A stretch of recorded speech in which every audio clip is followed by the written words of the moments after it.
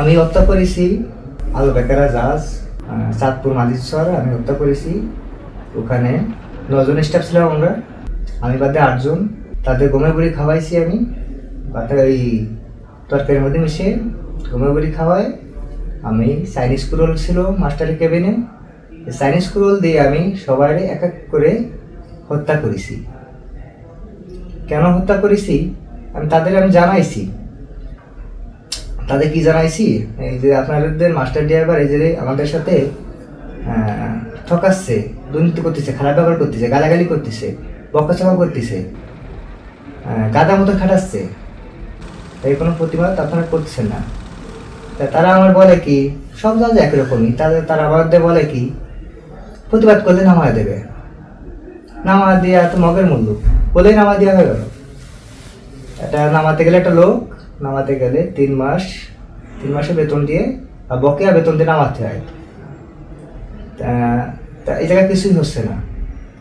এই জায়গায় ফট করে একটা জাহাজেতে লোক নামা দিচ্ছে, কেমন ধর মামুপুরে আড্ডার কলা আমরা নেমে গেলাম। তো নামা দিয়ে বলো 82 টাকা মারি দিবানি। 82 টাকা মারতে গেলে সারা বছর কেটে যায়, 82 টাকা আটকে যায় নেটের কারণে টাকা আসে না। এই 1 বছরের মধ্যে বা 5 মাস 6 মাস 4 মাস বেতন আটকে থাকে। আর এই বেতন পাতে গেলে 3-4 মাস এরকম ফোন দিতে হয়। তাই এই ফোন দিতে দিতে যে ফোনের টাকা যে খোয়া ফেলায়, এটা বেতন আলাদাভাবে আরেকটা হয়ে যায়। তারপরেও মাস গেলে বেতন ফেটায়, যদিও কোনো জাহাজে ফেটায়, তা পুরোপুরি বেতন কেউ ফেটায় না, হাফ ফেটায় বা 3 ভাগে 1 ভাগ ফেটায় বা 4 ভাগে 3 ভাগ ফেটায় এরকম। তা আমি 8টা মানুষে ফোন করেছি, তাদের ভাগ্য চোখ করে 3 জন আহত হয়েছিল।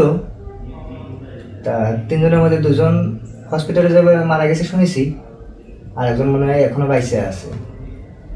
তা যদিও সে বাইসে থাকে, তার কাছে আমি একটা জিনিসই বলি,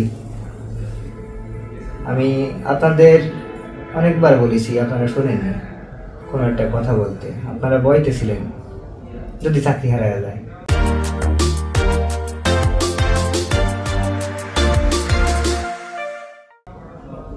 আর যদি জীবনে না থাকে তাহলে চাকরি দেখতে হবে। আমরা যখন সমুদ্র ফাড়ি দিই তখন তো জাহাজটা ডুবে যায়, মরেও যেতে পারি আমরা, এর তো কোনো গ্যারান্টি নাই। আর মরে গেলে কি হবে, ওই মৃত্যু কামনা করে চলে যাবে, শেষ, তাছাড়া তো কিছু না। এই আর কি, এ ছিল আমার বলার। তা আপনারা মেনু জগৎ বলতি না, সব কিছু ওই জায়গায় সব কোম্পানি বা সব জাহাজ বা অন্যান্য ইত্যাদি যে সব ব্যবসা আছে, এরকম দুর্নীতি সব জায়গায় চলতেছে টুকিটাকি।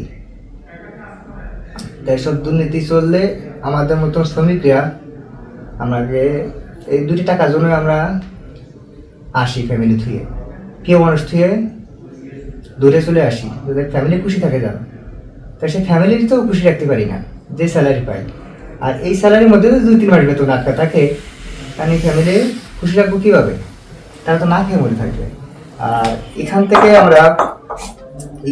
আমরা যদি 8টা জাহাজে যদি যাই, আমি কখনো যাই বলতে এরকম তো অনেকে যায়, এই জাহাজে তো চাকরি চাই 8টা জাহাজে গেল, ওই জাহাজে যায় যদি 2 মাস 3 মাস বেতন আটকা থাকে, তাহলে মোট যোগ হলো কত?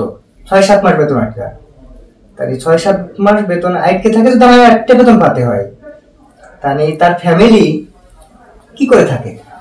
আমার একটা জিনিস বুঝুন, বুঝছেন? আর আপনারও একটা জিনিস ভাবেন। তা আমার হয়তো জেল হবে, নয়তো নিশ্চিত ফাঁসি হবে। তাহলে আমার আইডিয়া ছিল বলার, আইডিয়া বললাম।